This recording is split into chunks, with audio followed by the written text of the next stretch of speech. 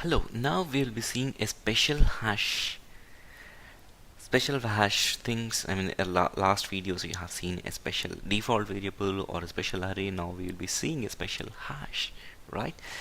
Hash is nothing but it's a dictionary, or it's in a book. We can say it as a dictionary, or it can be referred as a table where you can look up something and you can extract the data.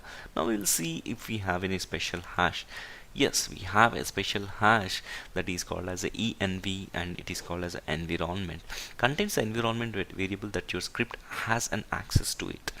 Keys are the variable names, values, or the values, right?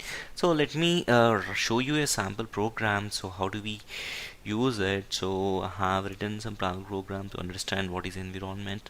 So what I'm trying to do is I'm trying to print environment path. So here I'm specifying a path, so it will print all the environment related path. I mean, what are the different paths that are available and that can be used by Perl.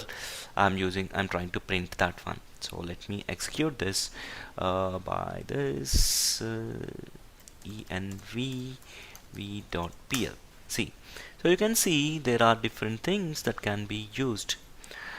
Different parts you can see: C program files, common files, Microsoft Shade Live, and there are other things. And the last thing is you can see is our path, the Perl directory path where the program, where this Perl software has been installed. So this is how the hash env will be printed. So as we all know, all the difference between what is a normal variable, default simple variable, array, and hash is always like a lookup table. So that's the reason you can see a different things that can be different paths you will be seeing here, right?